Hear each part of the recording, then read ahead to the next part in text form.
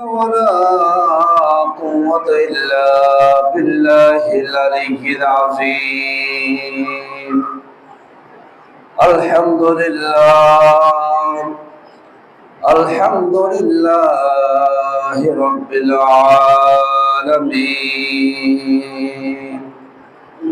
والعاقبة للمتقين، والصلاة والسلام على من كان نبيا وآدم بين الماء والطين، وعلى آله وصحبه وعلماء ملته وعلماء أهل سنته وأهل بيته أجمعين. أما بعد، فقد قال الله تبارك وتعالى في شأن حبيبه تعظيما له وتوقيرا: إن الله وملائكته يصلون على النبي يا أيها الذين آمنوا صلوا عليه وسلموا تسليما.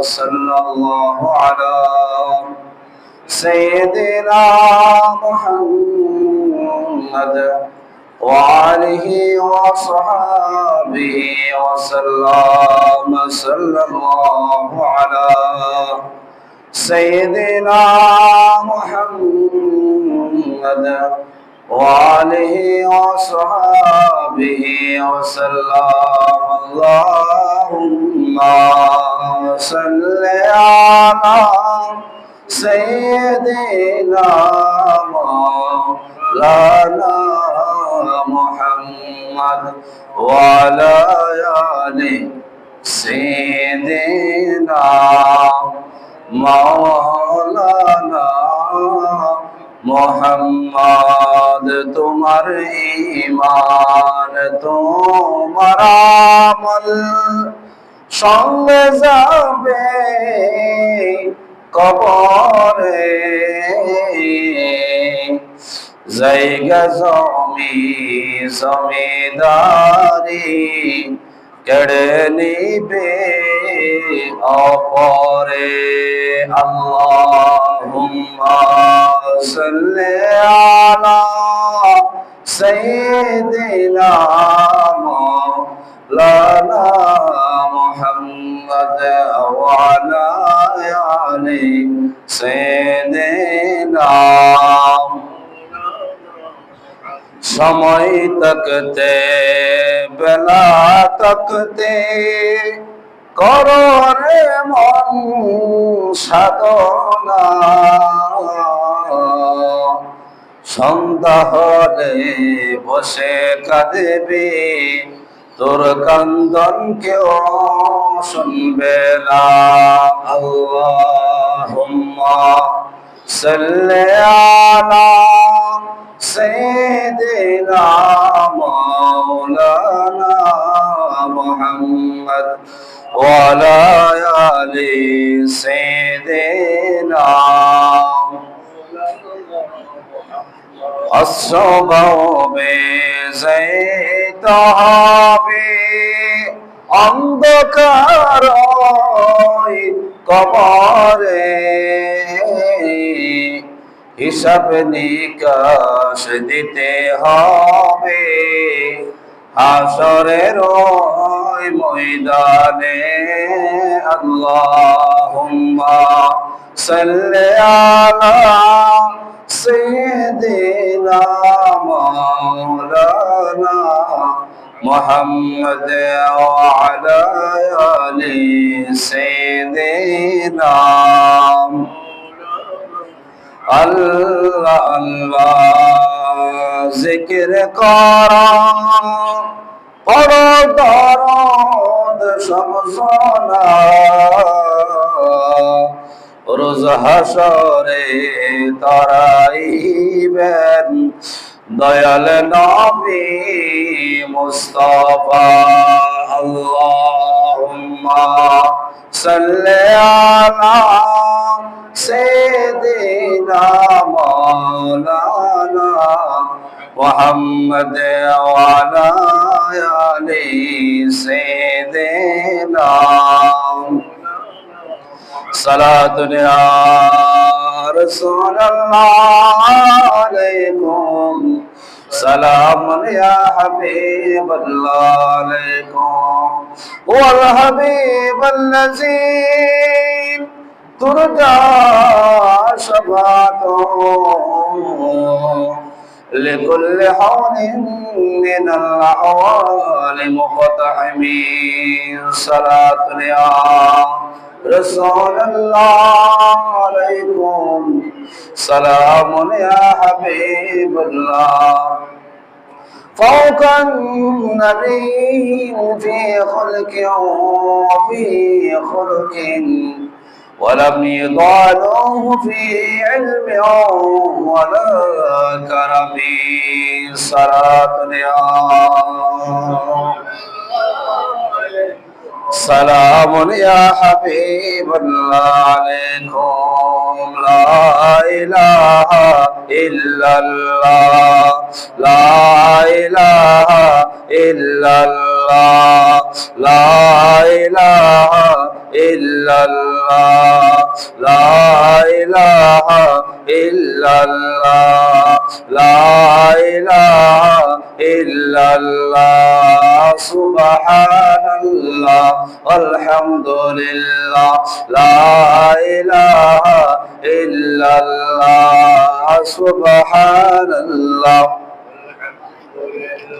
لا إله إلا الله حسبي ربي جل الله ما في قلبي غير الله نور محمد صلى الله لا إله إلا الله سبحان الله الحمد لله لا إله إلا الله يا رحمن يا الله يا رحيم يا الله يا رحمن يا الله يا رحيم يا الله يا كريم يا الله لا إله إلا الله سبحان الله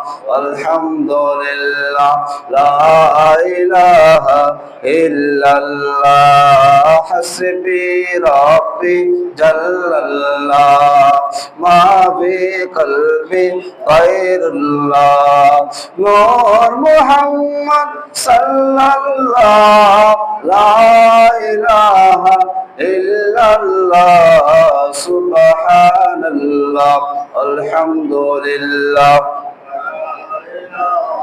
إلا الله يا غفور يا الله يا غفار يا الله يا غفور يا الله يا غفار يا الله يا ستار يا الله لا إله إلا الله سبحان الله الحمد لله لا إله حسبي ربي جل الله ما في قلبي غير الله نور محمد صلى الله لا إله ذات ہے انتخاب اسب ہے لاجواب ذات ہے इंतखाब हस्ब होए लाजवाब नाम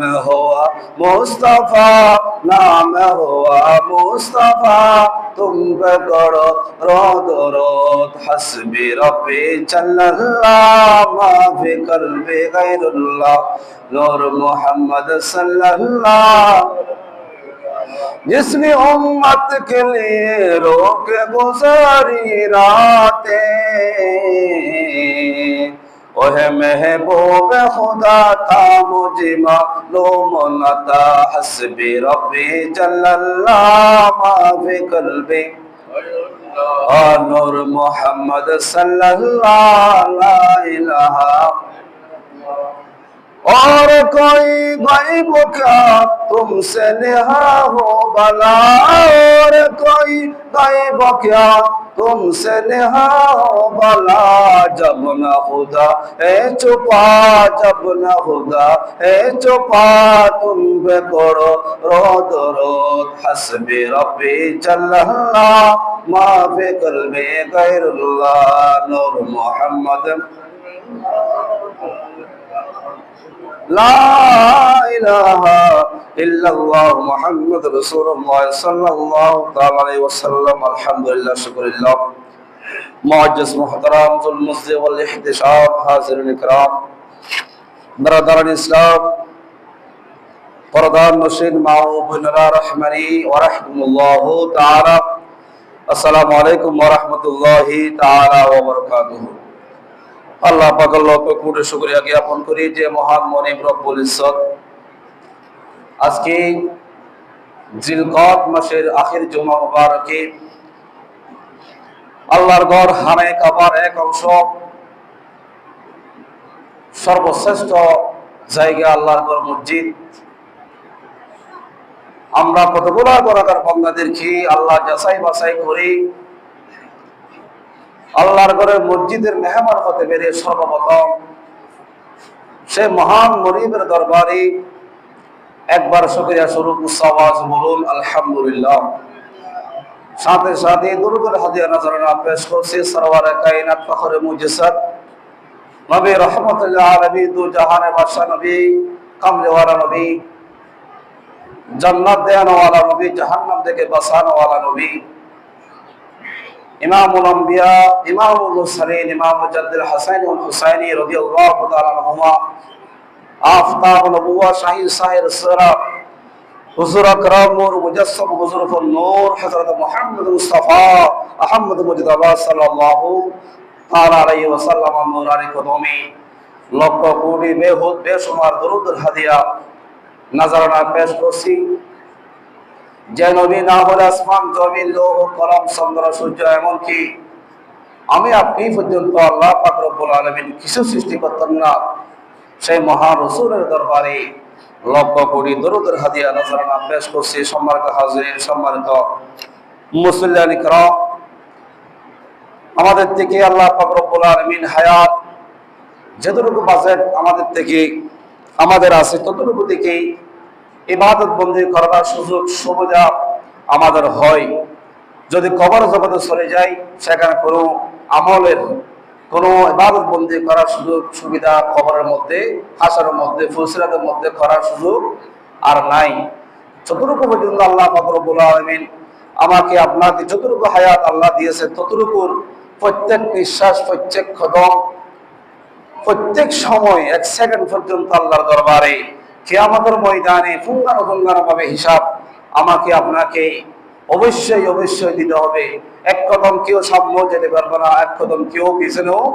আসতে পারবে না যতক্ষণ আল্লাহ রাব্বুল আলামিন আপনাকে যে নির্দিষ্ট হায়াত আপনাকে আল্লাহ দিয়েছেন সে নির্দিষ্ট হায়াতগুলো কিভাবে আপনি জীবনটা কাটিয়েছেন কি খারাপ কাজের মধ্যে কাটিয়েছেন নাকি বারাক কাজের মধ্যে কাটিয়েছেন এই হিসাব আল্লাহর দরবারে অবশ্যই অবশ্যই আমাকে আপনাকে দিতে হবে এই বই অবশ্যই আমাকে আপনাকে মনের ভিতর অবশ্যই আনতে হবে খবরের জগৎ আখিরাতের সর্বপ্রথম জগৎ খবর এই খবরের খবর আমাদের অবশ্যই আনতেই হবে যে আমাদের পূর্বপুরুষ অনেকেই আমাদের থেকে আমাদেরকে রেখে আমাদের দাদা বলেন দাদি বলেন নানা বলেন নানি বলেন পূর্বপুরুষ মা বাবা আত্মীয় স্বজন অনেকেই আমাদেরকে ছেড়ে তারা 3.5 হাত মাটির মধ্যে নিয়ে চলে গেছেন। তারা কবরের মধ্যে কোন অবস্থার মধ্যে আছে, কোন অবস্থার মধ্যে তারা সেখানে আছে আমি আপনি জানি না।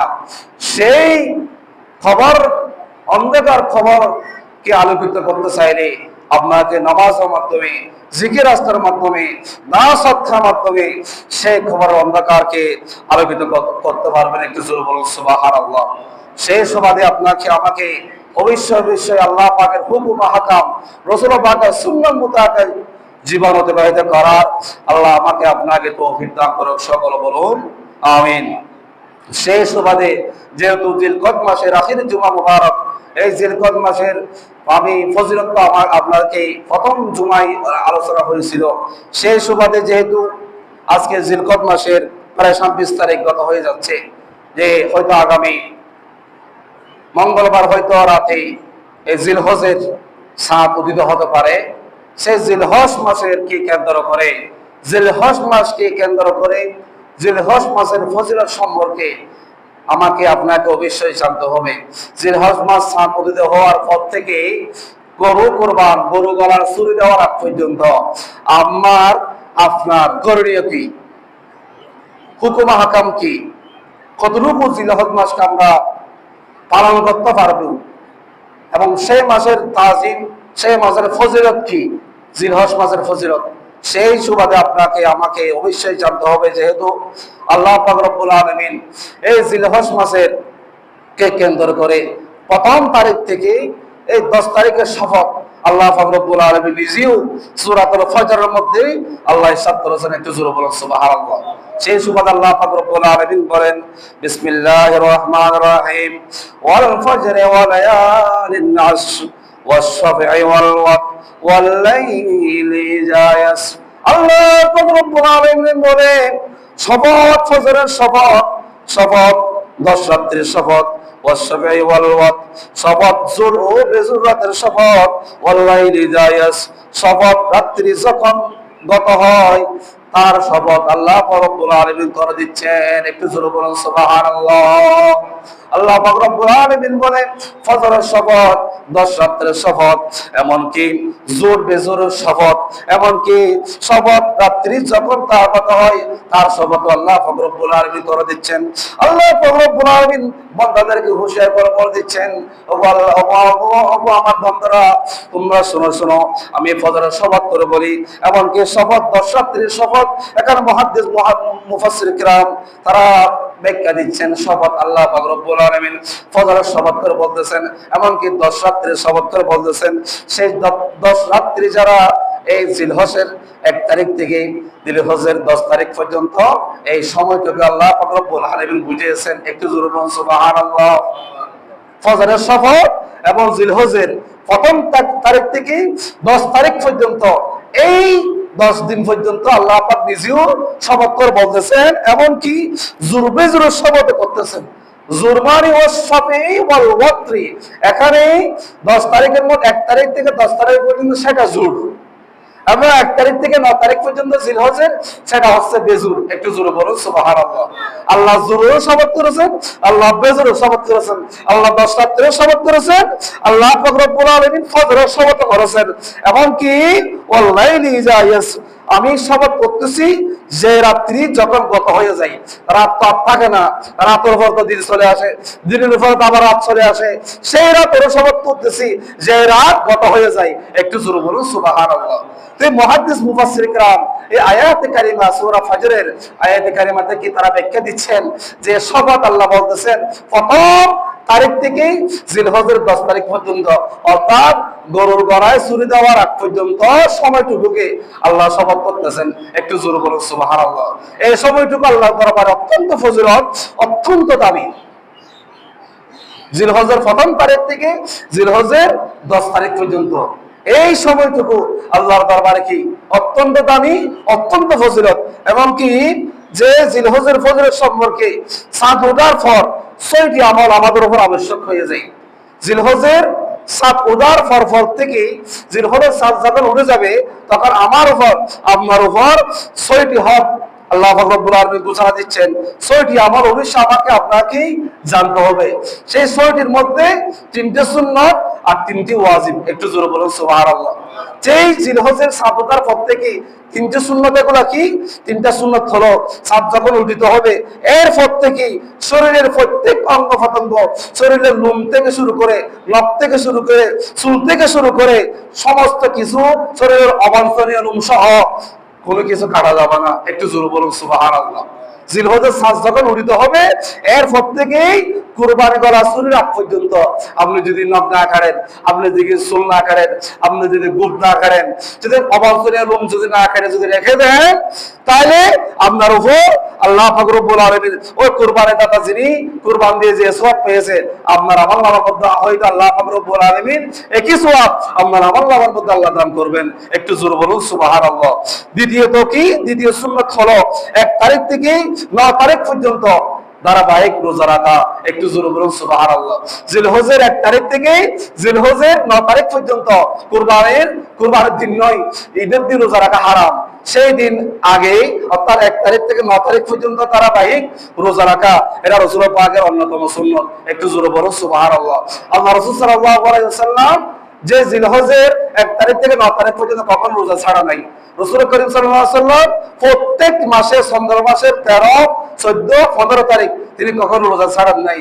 রাসূল পাক সাল্লাল্লাহু আলাইহি ওয়াসাল্লাম প্রতি সপ্তাহে সোমবার, বৃহস্পতিবার কখনো রোজা ছাড়েন নাই। আল্লাহ রাসূল সাল্লাল্লাহু আলাইহি ওয়াসাল্লাম এই ফজরের 2 রাকাত সুন্নাত কখনো তিনি ছাড়েন নাই। একটু জোরে বলুন সুবহানাল্লাহ। এটা রাসূল পাক সাল্লাল্লাহু আলাইহি ওয়াসাল্লামের অন্যতম সুন্নাত। 3 নম্বর হলো বেশি বেশি নফল ইবাদত, বেশি বেশি জিকির আজকার, বেশি বেশি দান সদকা করা, এটাও রাসূল পাকের অন্যতম সুন্নাত। একটু জোরে বলুন সুবহানাল্লাহ। তাহলে 3টা সুন্নাত আমরা পেয়ে গেলাম, বাকি 3টা ওয়াজিব। বাকি 3টা কি? ওয়াজিব। জিলহজের 7 উঠার পর থেকে আমাদের উপর 6টি আমল করা আবশ্যক। 3টা সুন্নাত বলে দিলাম, আর বাকি 3টা হলো ওয়াজিব। 1 নম্বর হলো 9 তারিখ ফজর থেকে 13 তারিখ আসর পর্যন্ত ধারাবাহিক তাকবীরে তাশরিক আদায় করা। একটু জোরে বলুন সুবহানাল্লাহ। তাকবীরে তাশরিক মানে লা ইলাহা সুবহানাল্লাহ, কি এটা কি? আল্লাহু আকবার, আল্লাহু আকবার, লা ইলাহা ইল্লাল্লাহ, আল্লাহু আকবার, আল্লাহু আকবার, ওয়া লিল্লাহিল হামদ, আল্লাহু আকবার, আল্লাহু আকবার, লা ইলাহা ইল্লাল্লাহ, আল্লাহু আকবার, আল্লাহু আকবার, ওয়া লিল্লাহিল হামদ। এটা 9 তারিখ ফজর থেকে, জিলহজের 9 তারিখ ফজর থেকে জিলহজের 13 তারিখ আসর পর্যন্ত এই ধারাবাহিক তাকবীরে তাশরিক অবশ্যই আমাকে আপনার উপর এটা কি হয়ে যাবে? ওয়াজিব হয়ে যাবে।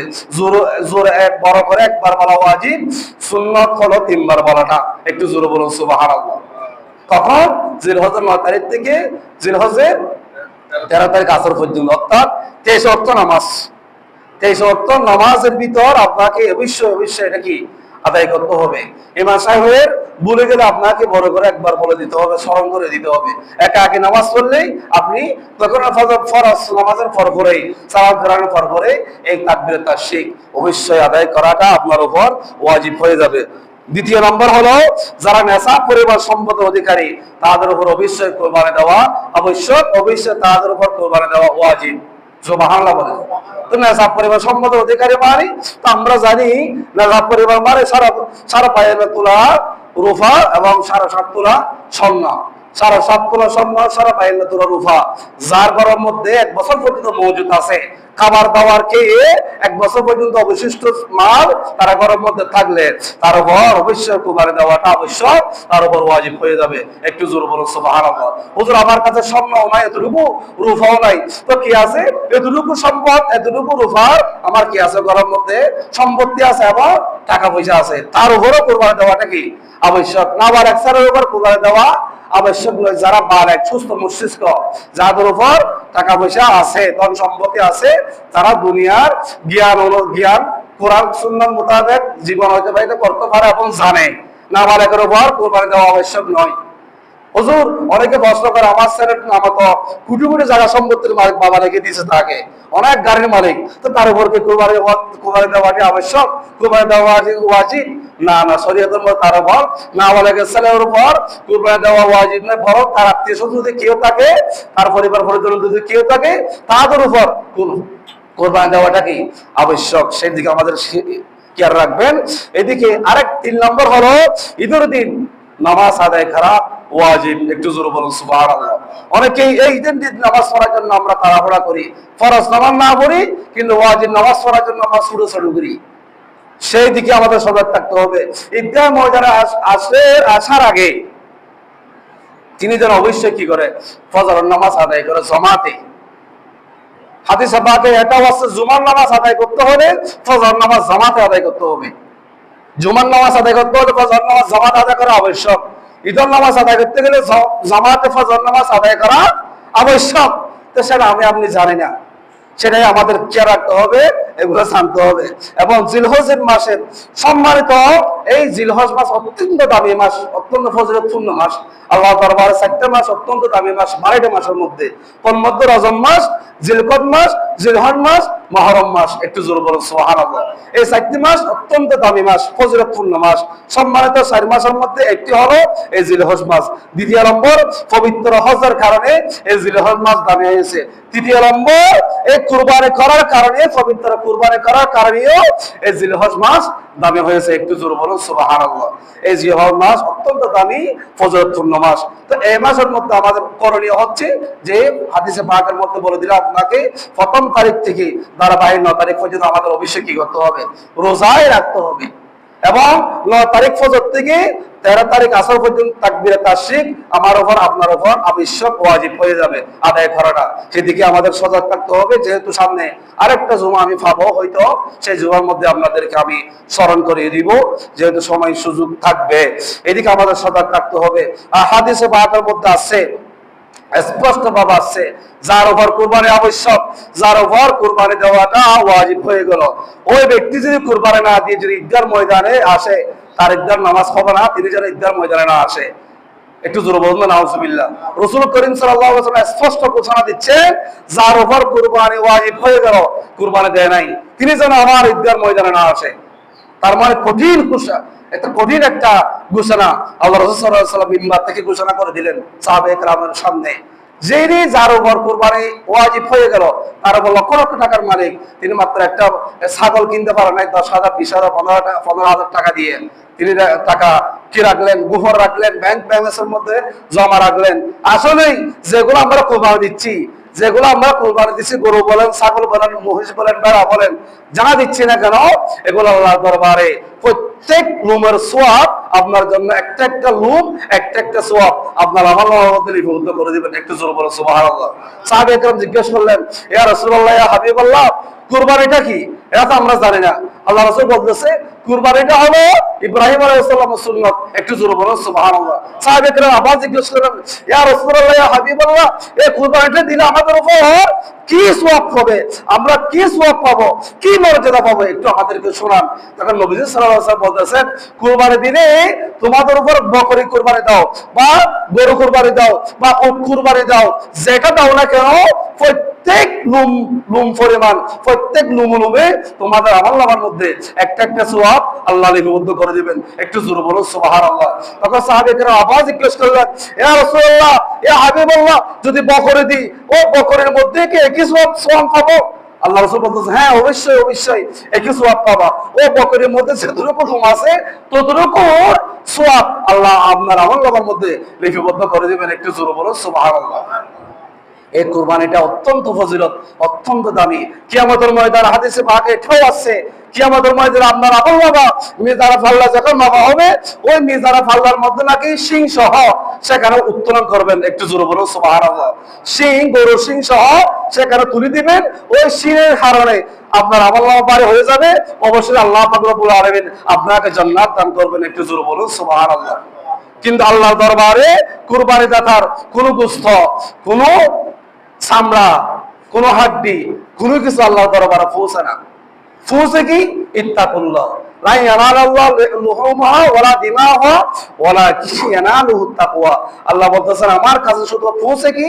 তাকওয়াটা।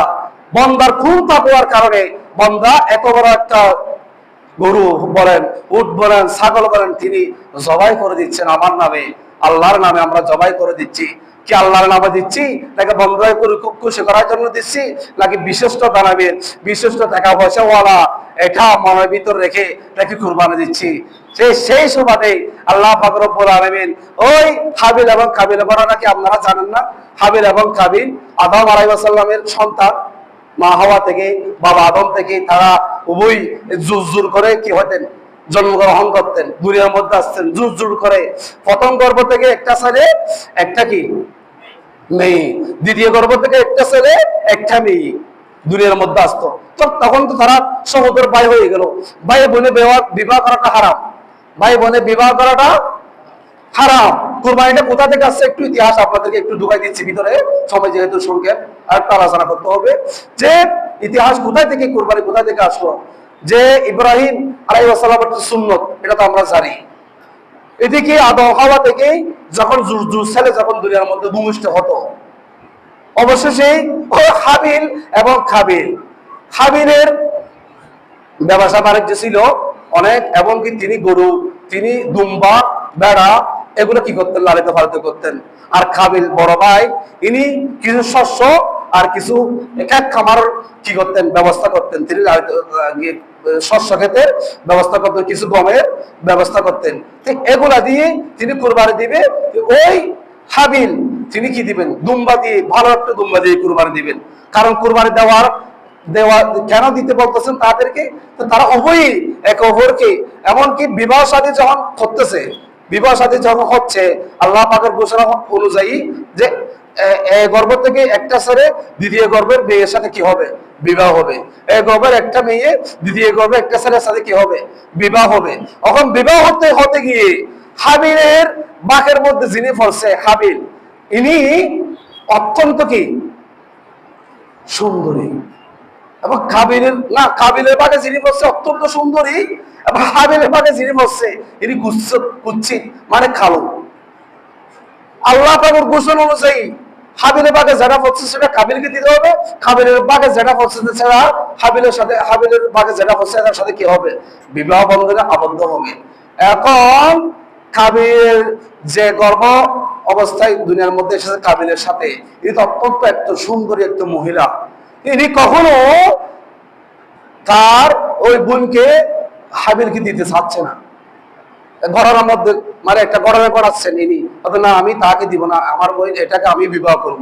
কিন্তু আল্লাহর ঘোষণা হলো অবশ্যই তাকে কি দিতে হবে, ওই ওনার সাথে বিবাহ দিতে হবে। নিজ গর্ভ থেকে যে জুর হয়েছে সেই জুরের মধ্যে কি নাই, বিবাহ সাথে করার কোনো বিধান নাই। তো ওই যুগ থেকে ওই জুরের সাথে কি হবে, বিবাহ সাথী হবে।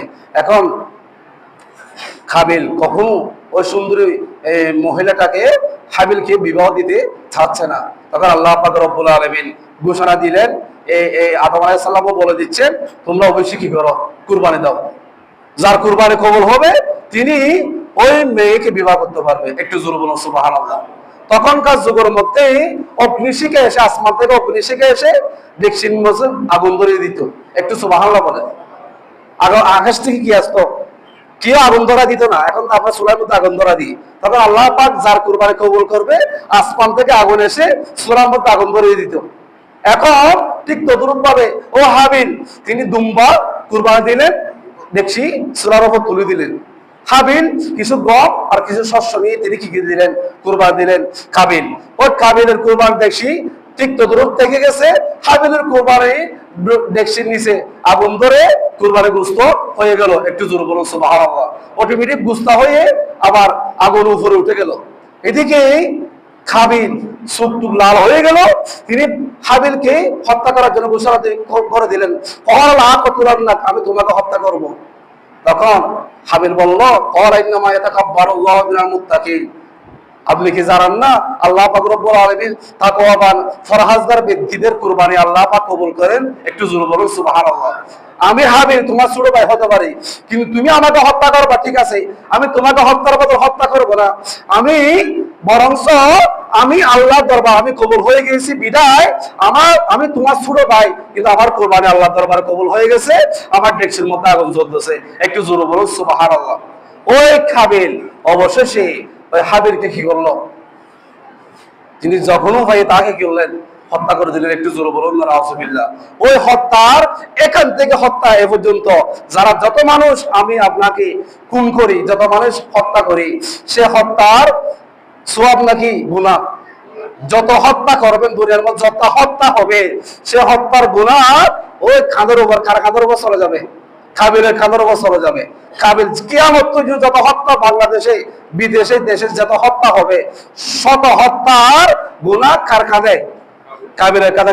কাবিলের কারণে তো হত্যা এইখান থেকে এ পর্যন্ত এই হত্যার ঘোষণা এসেছে। সেই দিকেই এই কোরবানিটা আসলেই আমাদের উপর আবশ্যক। তাহলে এখানে বোঝা যাচ্ছে কোরবানি করাটা বড় ভাইয়ের উপরও আবশ্যক নয়, ছোট ভাইয়ের উপর আবশ্যক নয়। যার উপর ওয়াজিব তার উপর আবশ্যক।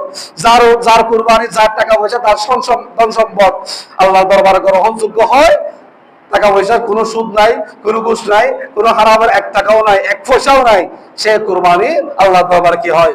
কবুল হয়। একটু জোরে বলুন সুবহানাল্লাহ। এদিকে আমাদের সজাগ থাকতে হবে।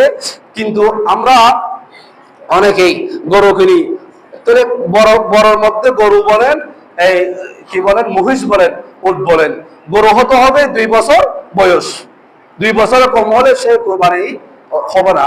অনেকে মালিক মিথ্যা কথা বলে, হুজুর আমার গরুটা তো 2.5 বছর হচ্ছে, 3 বছর হচ্ছে। তিনি জানেন মাসালাটা তার মনে থাকে, আপনার মনে না থাকলেও যিনি কুরবানির গরু বাজারে তুলবেন তার ঠিক করে সেই মশলাটা জানা থাকবে।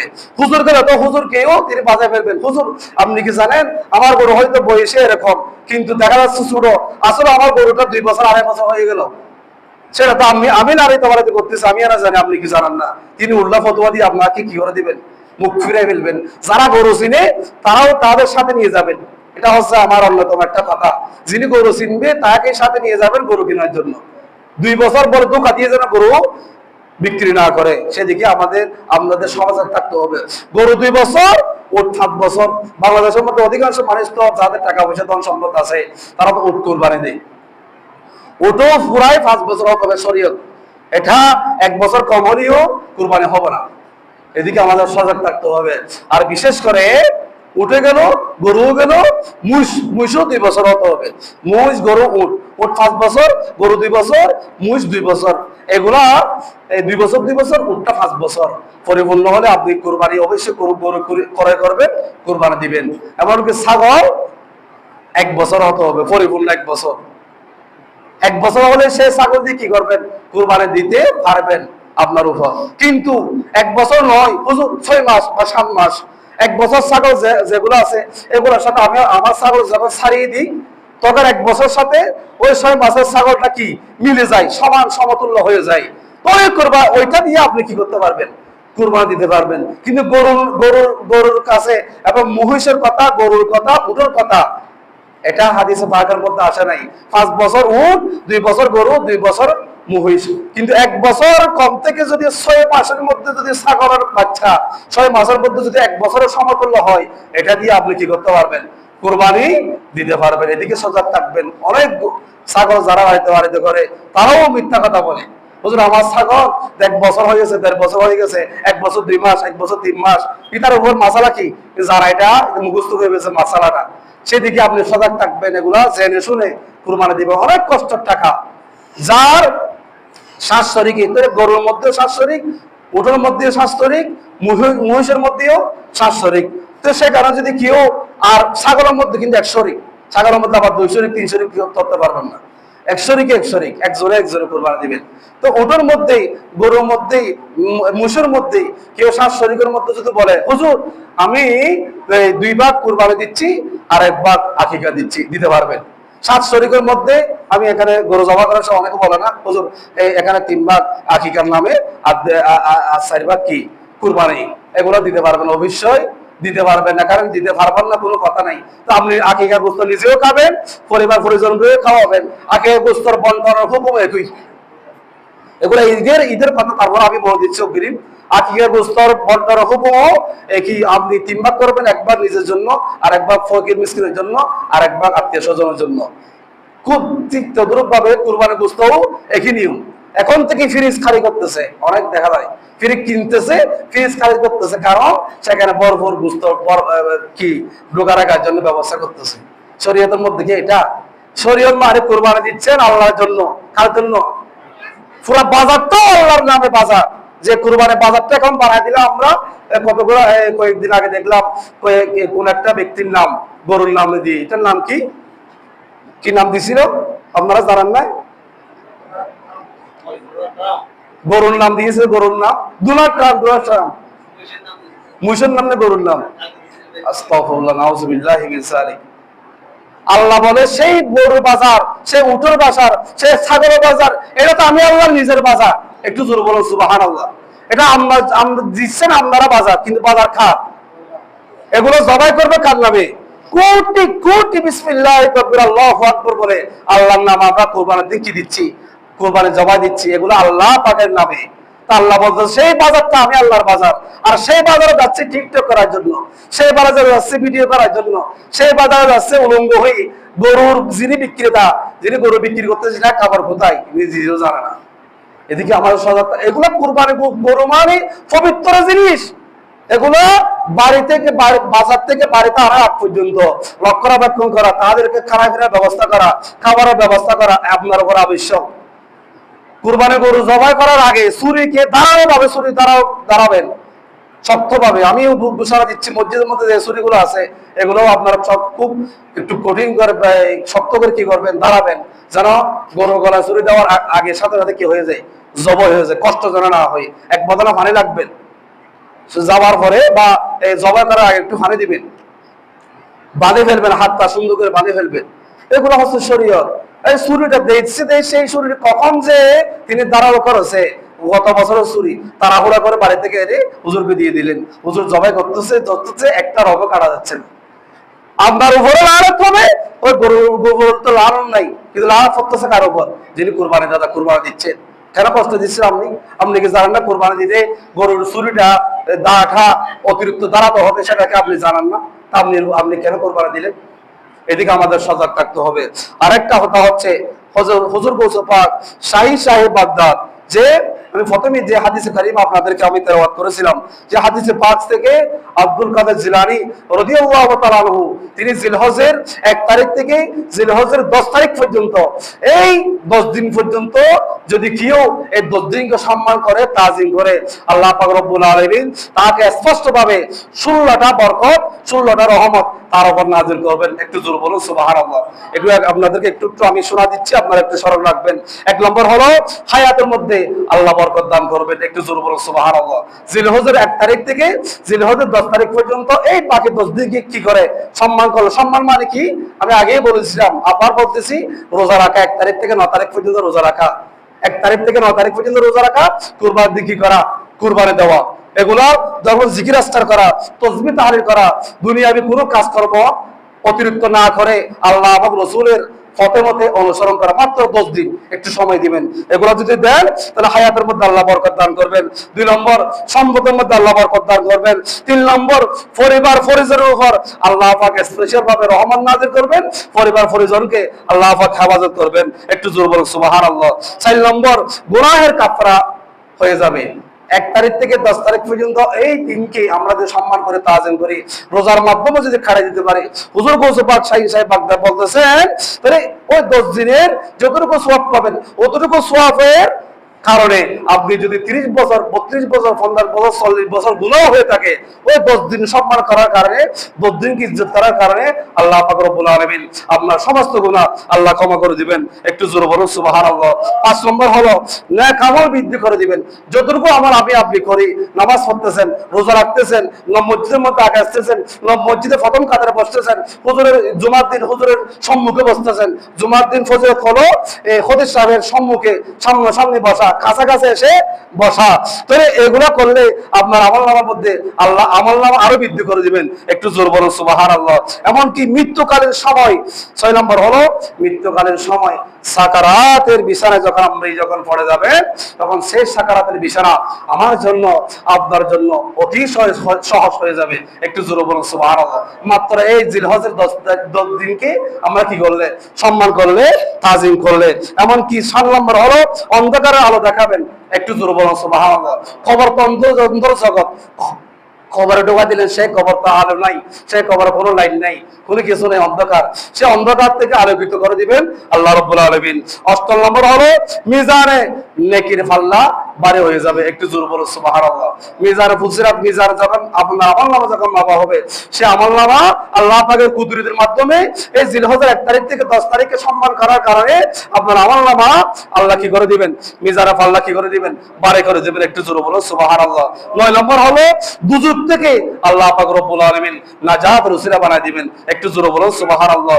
10 নম্বর হলো জান্নাতের উঁচু মর্যাদা আল্লাহ আপনাকে দান করবেন, এবং সাহাবায়ে কেরামের মর্যাদা, তাবিঈন, তবে তাবিঈনদের মর্যাদা আল্লাহ আপনাকে জিলহজ মাসকে সম্মান করার কারণে আল্লাহ পাক আপনাকে উঁচু মর্যাদা আল্লাহ দান করবেন। একটু জোরে বলুন সুবহানাল্লাহ। 11 নম্বর হলো যে ব্যক্তি কোন মিসকিনকে এই 1 তারিখ জিলহজের 1 তারিখ থেকে জিলহজের 9 তারিখ পর্যন্ত কোন মিসকিনকে কি দিবেন, আহারের ব্যবস্থা করবেন, খাবারের ব্যবস্থা করবেন, তারা আসলেই পয়গম্বরের সুন্নতের উপর সদকা করলো। একটু জোরে বলুন সুবহানাল্লাহ। নবী کرامের সুন্নতের উপর তারা কি করলো, সদকা করলো। কোন অনাহারী ব্যক্তিকে, কোন মিসকিনকে যদি আপনি কি দেন, খাবারের ব্যবস্থা করেন, খাবার দেন, তাহলে আল্লাহ পাক রব্বুল আলামিন বলতে যে আপনি আসলে ওই মিসকিনকে খাবার দেন নাই, ওই মিসকিনকে সদকা করেন নাই, বরং পয়গম্বরদের আমল ও সুন্নতের মধ্যে আপনি কি করলেন, সদকা করলেন। একটু জোরে বলুন সুবহানাল্লাহ। 12 নম্বর যে ব্যক্তি এই 10 দিনে কোন রোগীর সেবা করলো, আসলে আপনি মনে করতেছে ওই রোগীর সেবা করলেন, একজন পার্শ্ববর্তী ব্যক্তি অসুস্থ, তার সেবা করলেন, আসলেই হাদিসে পাকের মধ্যে বলা হচ্ছে, হুজুর গৌসে পাক সাহেব বলতেছে ওই ব্যক্তি আসলে ওই ব্যক্তির সেবা করে নাই, বরং সেবা করেছে আউলিয়া কিরামদের। একটু জোরে বলুন সুবহানাল্লাহ। আবদালদের, যারা আবদাল, কুতুব, গোস যারা আছে, তাদের সেবা করলেন। একটু জোরে বলুন সুবহানাল্লাহ। আপনি এখানে কোন কুতুব, কোন গোস কে যাওয়ার মধ্যে আছে, কোন আউলিয়া কেরাম আল্লাহর যারা খুব কাছে বান্দা দুনিয়া থেকে পদার্পণ করলেন, আপনি কি বলেন শাহ আমার শাহকে আপনি কি এখন পাবেন রোগীর সেবা করার জন্য, কি পাবেন? তাহলে কোন রোগীকে সেবা করা মানে জিলহজের 1 তারিখ থেকে 10 তারিখের ভিতর কোন রোগীকে সেবা করা মানে আপনি বড় বড় বুজুর্গ কেরাম যারা আমরা যারা জিয়ারত করি, যাদের খবরে গিয়ে রাহাতুল্লাহ নকশবন্দি সহ যারা আছেন, তো যাদের খবরে আমরা কি করি, জিয়ারত করি, তো তাদেরকে সেবা করা। একটু জোরে বলো সুবহানাল্লাহ।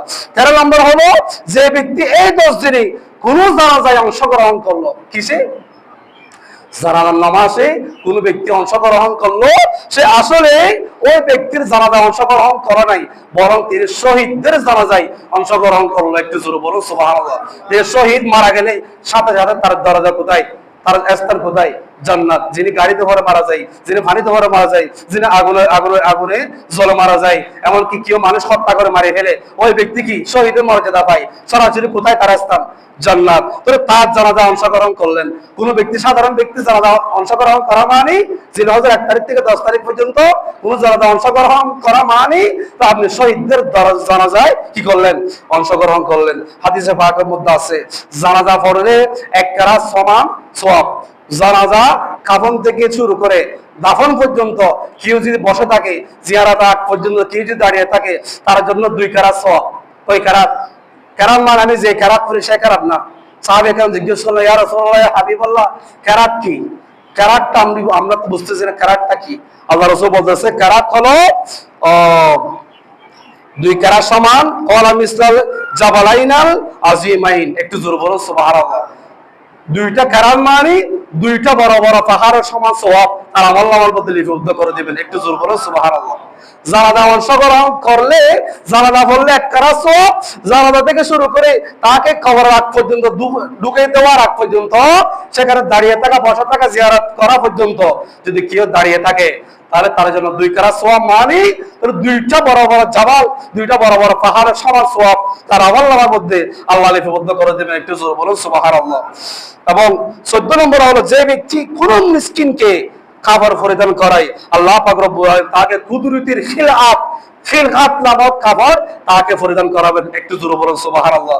15 নম্বর হলো যে ব্যক্তি এই 10 দিন জিলহজ মাসের 1 তারিখ থেকে 10 তারিখ পর্যন্ত কোন ইয়াতিমের প্রতি দয়া প্রদর্শন করে, ইয়াতিম যার মা নাই, যার বাবা নাই, কেউ নাই। কোন এতিমের প্রতি পরিদর্শন করে বা তাকে সম্মান করে, তাকে আহারের ব্যবস্থা করে, তাকে খাবারের ব্যবস্থা করে, ওই ব্যক্তিকে কিয়ামতের ময়দানে কোনো সাহারা থাকবে না। ইয়া নফসি ইয়া নফসির সময় আল্লাহর আরশের ছায়া ছাড়া কোনো ছায়া থাকবে না। ওই ব্যক্তিকে ওই আরশের ছায়া দান করবেন। একটু জোরে বলুন সুবহানাল্লাহ। এবং কি পবিত্র কালামের মধ্যে আল্লাহ পাক রব্বুল আলামিন ঘোষণা দিচ্ছেন, ফাআম্মাল ইয়াতীমা ফালা তাকহার, তোমরা ইতিমের সাথে কঠোর ব্যবহার করিও না। এখন এতিম মারা গেলে আমরা চিন্তা করি স্যার তার জায়গাটা কিভাবে আমরা গ্রাস করতে পারি, তার জায়গাটা কিভাবে নিতে পারি, তার মাও নাই বাবাও নাই, তার জায়গা দখল করার জন্য আমরা মারার মধ্যে নেমে যাই। তো তার কি অবস্থা হবে কিয়ামতের ময়দানে একটু চিন্তা করে দেখুন। এদিকে আমাদের সজাগ থাকতে হবে, ইয়াতীমকে সম্মান করবেন। এবং 16 নম্বর হলো যে ব্যক্তি এই জিলহজের 1ম তারিখ থেকে 10 তারিখ পর্যন্ত কোন আলেম উলামাদের মজলিসে বসবে, আলোচনা শুনবে, ওয়াজ নসিহত শুনবে, সে আসলে ও আলেমের ওয়াজ নসিহতের মধ্যে বসে নাই, সে উলামাদের ওয়াজ নসিহতের মধ্যে বসে নাই, বরং তিনি আম্বিয়া কেরামের মজলিসের মধ্যে তিনি বসেছেন। একটু জোরে বলুন সুবহানাল্লাহ। এদিকে আমাদের সজাগ থাকতে হবে। এই হাদিসগুলো আমরা মনে রাখবো ইনশাআল্লাহ। ধারাবাহিক এই জিলহজের 1 তারিখ থেকে 10 তারিখ পর্যন্ত আমরা কি করব? 9 তারিখ পর্যন্ত রোজা রাখবেন, 10 তারিখ কুরবানি দিবেন। যাদের উপর আবশ্যক তারা অবশ্যই কুরবানি দিবেন। আর হয়তো এই আগামী সোমবার বা মঙ্গলবার ইনশাআল্লাহ জিলহজের চাঁদ উদিত হবে। এই জিলহজের চাঁদ উদিত হওয়ার সাথে সাথে আপনার অবাঞ্ছনীয় লোম বলেন, নখ বলেন, এই দাড়ি বলেন, গুপ বলেন, চুল বলেন, এগুলা যা কর্তন করার আছে আপনি আজকে থেকে কর্তন করে ফেলুন। এরপরে আপনি কর্তন না করলে কুরবানি দাতা যিনি কুরবানি দিচ্ছেন যে সওয়াব পাবে, সে সওয়াব আপনার আমলনামার মধ্যে লিপিবদ্ধ করে দিবেন। একটু জোরে বলুন সুবহানাল্লাহ। এদিকে সজাগ থাকবেন। আল্লাহ রাব্বুল আলামিন আমাকে আপনাকে আমল করার বুঝার তৌফিক দান করুন। আলাইনা ইল্লাল বালাগ। আসসালামু আলাইকুম ওয়া রাহমাতুল্লাহি তাআলা ওয়া বারাকাতুহু। যারা 4 রাকাত কবর জুমা সুন্নাত পড়েননি, 4 রাকাত কবর জুমা সুন্নাত পড়ে দিন।